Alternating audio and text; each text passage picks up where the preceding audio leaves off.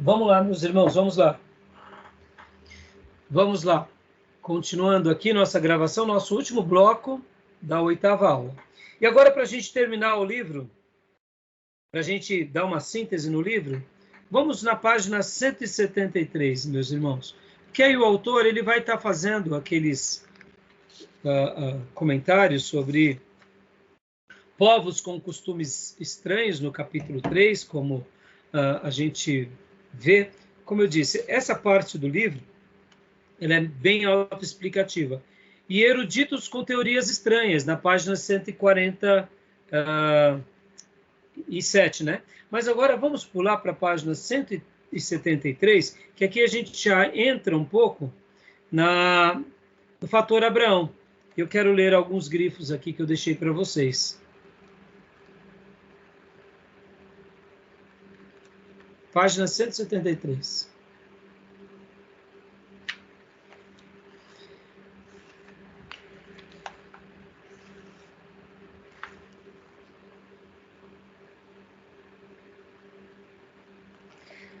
Eu gostei de uma frase, e eu deixei ela em destaque aqui, porque, como nós mencionamos há pouco, no início dessa aula, o que seria o fator Abraão, se não teologia de missões 1 e 2 do Novo Testamento e do Velho Testamento, aprendido aqui pelo livro do Henry Cornell e do Timóteo Carricker. E aqui ele diz, no último parágrafo da página 172, leia para nós, pastor Johnny. Último da 172, né? Isso. Esta sempre foi uma característica da revelação geral, sua permanência. O escritor da Epístola aos Hebreus enfatiza igualmente que o Messias, que veio viver entre os homens em cumprimento de toda a realidade espiritual, representada simbolicamente pelo sistema sacerdotal levítico, ao mesmo tempo também era sacerdote para sempre, segundo a ordem de Melquisedeque. Em outras palavras, Cristo é Senhor tanto da revelação geral como da especial. Guardem isso. Essa frase que eu quero que vocês coloquem como o fator Abraão. O fator Abraão, Deus em Cristo, ele é Senhor tanto da revelação geral como da especial.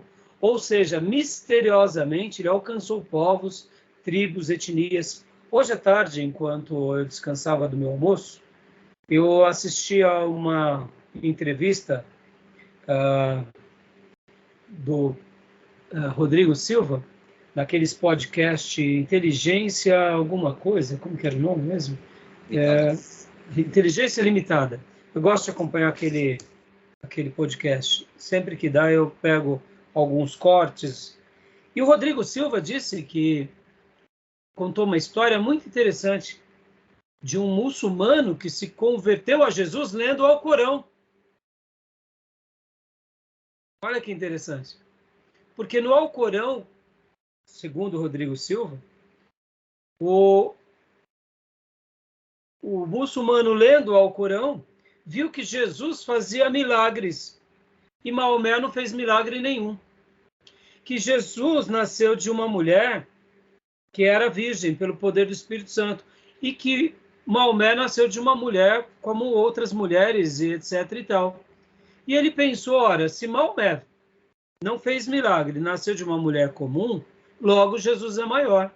Isso despertou o coração desse muçulmano. E aí ele foi ler então as Escrituras e ele se converte. E aí, Jesus é o Senhor da revelação geral e da especial ou não? Agora percebam, irmãos, como o fator Sodoma, ele é destruidor. O que é o fator Sodoma, senão o quê? O próprio domínio de Satanás e a própria cultura sendo entregue à sua própria sorte. Podem ver que os habitantes de Sodoma e Gomorra foram entregues à sua própria sorte. E quem é entregue à sua própria sorte já vive na condenação, já está à mercê de Deus, mesmo que aparentemente essas pessoas não estejam sendo condenadas ainda, elas estão sob total influência diabólica. E por eles estarem sob total influência diabólica, eles vão tentar aniquilar a revelação, o fator de Abraão e principalmente o fator de Melquisedeque. Por quê? Qual é o grande motivo ou o impulso do fator Sodoma e Gomorra? Ir contra a revelação natural de Deus e a revelação especial. Por isso, irmãos, isso é muito legal, né? E essa frase é muito, mas muito interessante. Aqui no finalzinho também, leia para nós, na página 173, pastor, o penúltimo parágrafo. Então, a revelação geral poderia ser talvez chamada de revelação ambiente, e a revelação especial, nesse paralelismo, tornar-se-ia a revelação coerente, pois ela é sistematizada no sentido de produzir não apenas iluminação, mas bênção. Entenderam? O autor, irmãos, você vê como que ele consegue colocar em nós assim um alento dizendo, puxa vida, tem uma conexão, parece que ficou um pouco mais fácil, com os devidos cuidados e com as devidas proporções. Isso joga luz sobre a nossa consciência para a gente ter um diálogo mais atuante, sabendo, irmãos, que nós só ganharemos pessoas pelo poder de Deus na pregação do Evangelho, que não é a nossa capacidade cognitiva, que não é a nossa influência. Lembrando, irmãos, eu gosto muito dessa explicação, nós estávamos na sala dos professores, lá no Estabenet, e o professor Maurício, enquanto a gente falava sobre as faculdades, sobre o conhecimento, sobre a erudição, ele bem disse, sabiamente, ele falou, pois é, né, professores, Deus quis salvar as pessoas pela pregação do Evangelho. Porque se fosse por uma palavra de conhecimento, apenas quem estão nas universidades chegariam a essa clareza. E não é. Podem ver que mesmo nas universidades, quando a gente vai com uma mensagem inteligente, autoexplicativa, mostrando a revelação, mostrando a conexão, mostrando que Deus se revelou naquelas culturas, nada disso gera conversão se não for pelo poder do Espírito. Ou seja, não é o conhecimento que vai fazer com que vidas sejam salvas, mas o conhecimento prepara o nosso coração para a gente ter diálogos, para que a gente coloque agora a nossa vida diante de Deus, diante da palavra, e buscando em oração o poder de Deus, a gente possa ter uma comunicação. Mas quem sabe a grande resposta do Dom Richardson é para nós mesmos, para apaziguar o nosso coração. Porque quando a gente se coloca, como o Gil disse na última aula, diante do embate de evangelização e do embate de missões, é muito difícil. A gente fica com medo. Nós nos sentimos muito pequenos. Eu fico imaginando o nosso querido irmão pastor Billy Graham, quando Deus começou a usá-lo no mundo afora. Eu não sei se vocês lembram de uma mensagem que nós demos aqui até eu passo para os alunos na aula de homilética, que ele disse que ele foi pregar em Londres e ele quis pregar a mensagem mais rebuscada, mais sábia. Se eu não me engano, foi em Londres, não foi isso? E aí o Espírito Santo incomodou, dizendo, não, pregue a mensagem mais bíblica.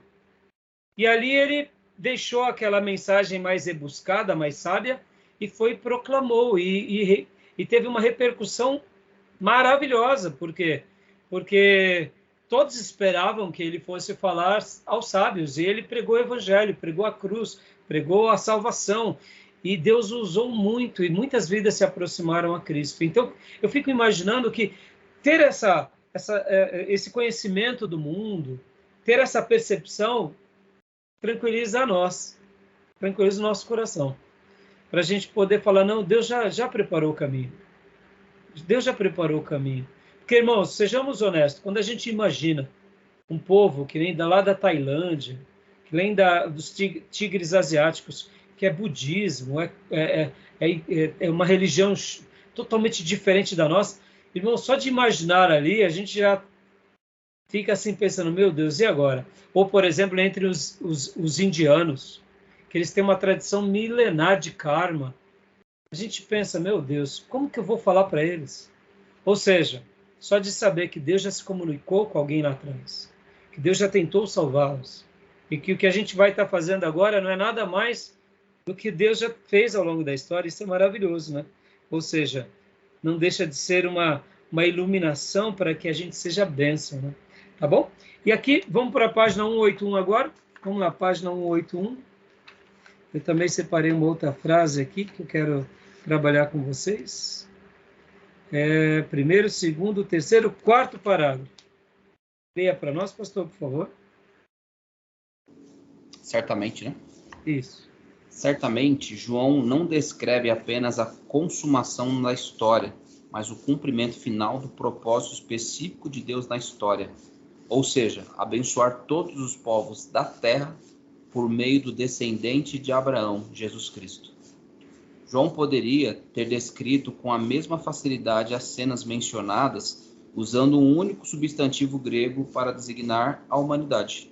Em vez disso, ele explora todo o vocabulário da língua grega, reunindo todos os substantivos disponíveis, a fim de indicar os tipos de subdivisões étnicas da humanidade, que foram os alvos reais da bênção abraâmica ordenados por Deus.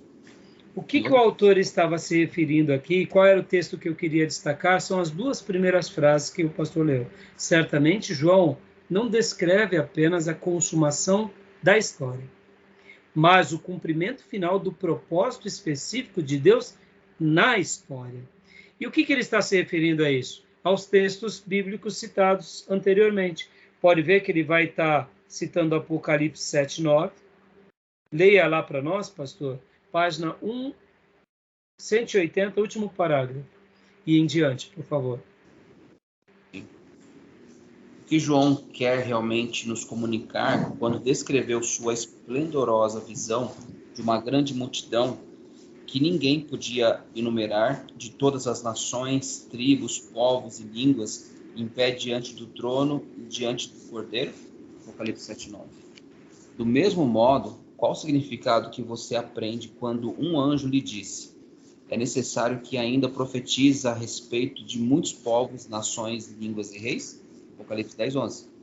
O que vem à sua mente quando em Apocalipse 11:9 ele declara que muitos dentre os povos, as tribos, as línguas e as nações irão contemplar o milagre das duas testemunhas? E quando afirma que a besta, no caso o anticristo, recebeu autoridade temporária para exercer domínio sobre cada tribo, povo, língua e nação? Apocalipse 13:7. O que se destaca em sua descrição de outro anjo que proclama o evangelho eterno a cada nação, tribo, e língua e povo? Apocalipse 14:6. E aí, certamente, João não descreve apenas a consumação da história, mas o cumprimento final do propósito específico de Deus na história, ou seja, abençoar todos os povos da terra por meio do descendente de Abraão, Jesus Cristo. Joia, até aí. Ou seja, irmãos, eu sei que muitas vezes quando nós olhamos esse mundo caído, esse mundo em polvorosa, em guerras, em homens malignos, em religiões opressivas, ou quando nós estamos no Ocidente de uma perversidade sem tamanho, de uma liberdade, uma libertinagem excomunal, mas o Evangelho é a resposta. E a gente está aqui para ser a resposta de Deus nessa terra. E a pregação que João fez, que os apóstolos fizeram, é a resposta. Porque, lembrando de Romanos 1,16, que o Evangelho é o poder de Deus para a salvação de todos. Ou seja, nós temos a resposta, né? Eu sei que nós nos sentimos pequenos e somos pequenos, mas nós temos a resposta. Nós somos a resposta, não porque somos alguma coisa, mas porque Ele nos separou para um propósito. E esse propósito está na proclamação do Evangelho. Nós não somos o Evangelho, proclamamos o Evangelho. Nós não somos o milagre, apontamos para Deus que se essas pessoas crerem em Deus como nós, serão salvas e serão libertas, e haverá um milagre de serem salvas e de serem perdoados, que é o grande milagre para todos. Então eu sei que quando a gente se olha diante da complexidade, diante de todos os horizontes, nós não somos nada, mas nós temos a resposta sobre todos, né, que é as Escrituras. Beleza, meus irmãos? E para a gente encerrar, Aí vem o capítulo de número 6, na página seguinte, 182, um Messias para todos os povos, né? Vosso pai Abraão alegrou-se por ver o meu dia, viu e regozijou-se. João 8,56. João registrando aqui palavras de Jesus, dizendo aos judeus, né?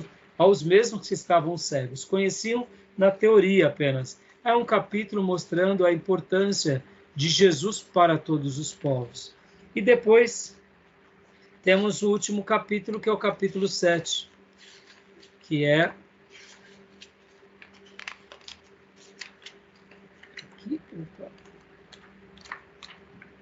o capítulo 7,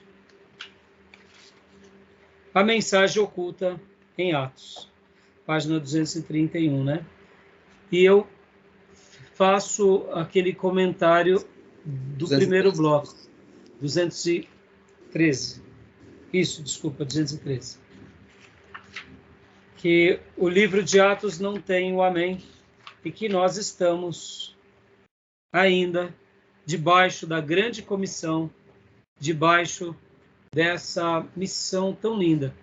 E olhem só, irmãos, lembram que eu mencionei que nesse livro, assim está escrito, quando nós mencionamos sobre o Espírito Santo, eu falei para vocês que eu tive uma das maiores lições de toda a minha vida sobre o poder do Espírito Santo sobre a igreja. E eu queria concluir, né, esse material, porque semana que vem a gente vai trabalhar nesses dois livros.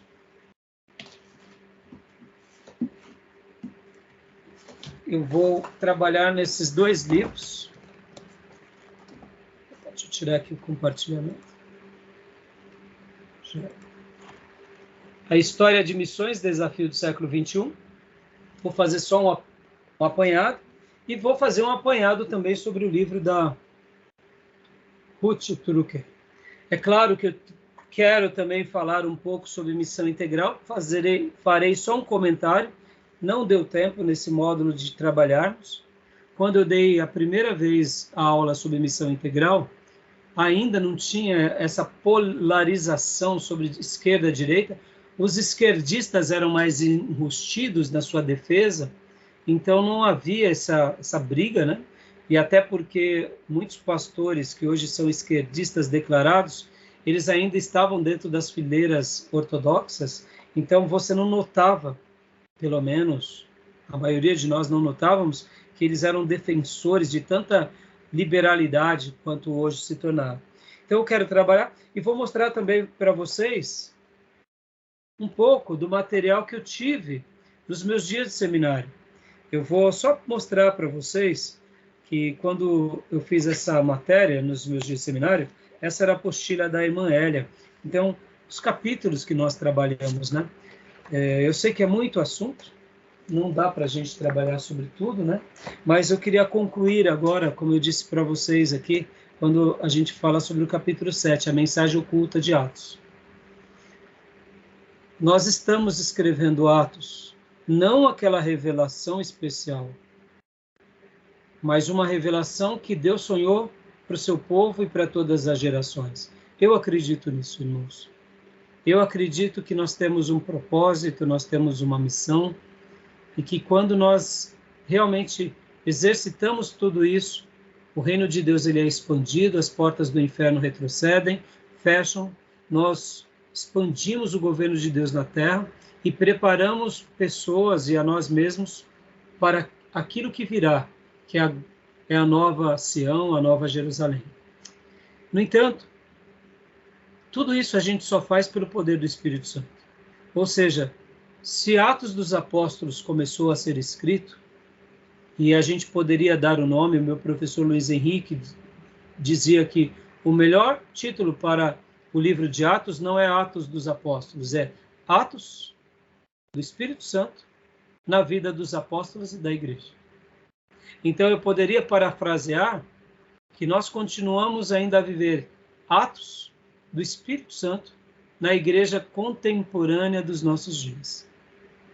Por quê? Porque se estamos aqui, e olha, o que eu quero dizer agora para vocês, nós estamos pegando a tocha de Deus que é essa daqui, que um dia recebemos dos nossos antepassados. Isso é fantástico. Fantástico. Sabe aquela corrida de bastão? Irmãos, 2000 anos de história. O diabo tentou arrancar essa tocha, apagar essa tocha. O fator Sodoma quis aniquilar o fator Abraão e o fator Melquisedeque, mas Deus milagrosamente levantou pré-reformadores, reformadores, patrística, e essa tocha foi passada de mão em mãos e ela chegou até nós. Ó. E hoje nós estamos colocando essas tochas sobre o nosso coração para que ela queime de novo as nossas vidas, para a gente pegar e passar com fidelidade essa mesma tocha às outras gerações. Quanto tempo vai durar? Quantas vidas a gente vai poder fazer isso? Eu não sei, mas eu sei de uma coisa, que a gente possa ser fiel, né? Como disse Paulo, ensinando a Timóteo, né? Procura apresentar-te a Deus aprovado, como obreiro que não tem do que se envergonhar. Porque quando a gente pega essa tocha, né, e pode ver, aqui está a nossa vida, e a gente afasta a tocha da nossa vida, a gente esfria. Na realidade, a gente convida Jesus a ir para fora, né? Mas quando a gente traz essa tocha para a nossa vida, a gente queima. E a gente se posiciona, a gente queima. E pode ver que as palavras que eu acabei de dizer de Paulo a Timóteo procura apresentar-te a Deus aprovado, porque todo mundo que é aprovado vai ser usado. Mas nem todo mundo que é usado é aprovado, né? Então, é muito interessante isso, e a gente está aqui, né, nessa mensagem oculta de Atos. Pense, irmãos, vamos pensar nisso. A tocha foi passada do Espírito Santo à Igreja Apostólica, que foi passado à Igreja do Martírio, que foi passado à Patrística, que foi passado para a Igreja da Idade Média, tiveram seus erros e acertos, mas Deus, de uma forma milagrosa, foi levantando seus pré-reformadores, e eu quero acreditar que naquilo que chamamos de Idade Média, ou período das trevas, Deus também salvou os seus servos. E houve a reforma, houve pessoas, estamos aqui, 500 anos depois da reforma, a gente está fazendo a continuação de Atos. Para quê? Para continuar edificando um povo abençoado, para continuar ganhando os nossos parentes, os nossos familiares, e espero que o mesmo Espírito Santo que lá em Atos 13 disse, separai-me Barnabé e Paulo, ele fale conosco também, para que a gente possa desbravar novos campos, montar igrejas ou quem sabe pregar nos lugares mais longínquos, porque a gente está sendo o quê? Nós estamos sendo um elo forte dessa mensagem oculta de Atos ainda hoje.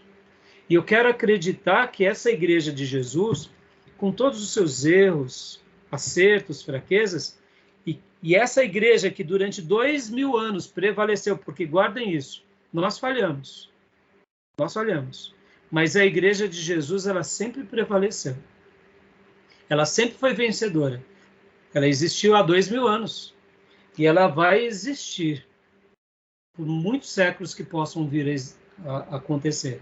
Pode ver que a história do Velho Testamento veio o cativeiro assírio, o cativeiro babilônico, o povo pereceu, mas o Deus de Israel prevaleceu. O povo de Deus prevaleceu. Por quê? Porque é a promessa de Deus. Lembram da última aula? Da aula 7ª? O voto de suzerania? Deus fez uma aliança com Abraão. E nós continuamos debaixo dessas alianças.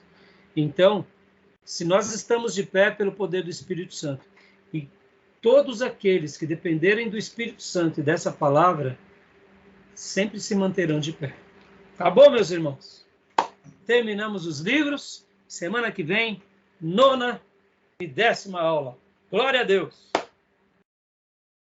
Beleza? Algum comentário?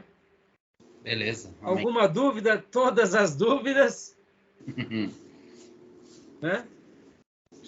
Beleza? Querem fazer algum comentário? Alguma fala? Para a gente encerrar. Passamos um pouquinho do tempo, né? Me perdoem. Mas eu acho que foi muito boa a aula, né? Para a gente, né, ter esperança, saber que a gente ainda é o elo, que a gente não seja os elos fracos. Mas mesmo que formos, a igreja de Jesus prevalecerá. Mas o meu desejo é não ser o elo fraco, não é? Não é à toa que a gente está aqui estudando. Para quê? Para continuar pregando, santificando, para deixar uma igreja forte, de crente, né? Porque todo aprovado é usado, mas nem todo mundo que é usado é aprovado. Lembra? O diabo é usado. E aí? Os macedios são usados. E aí? Adianta alguma coisa? Né? Beleza, meus irmãos? Amém. Beleza. Amém? Podemos fechar? Amém. Então, vamos fechar. Deus abençoe, meus irmãos, até terça, tá bom? Combinado. Bom término e bom descanso. Amém.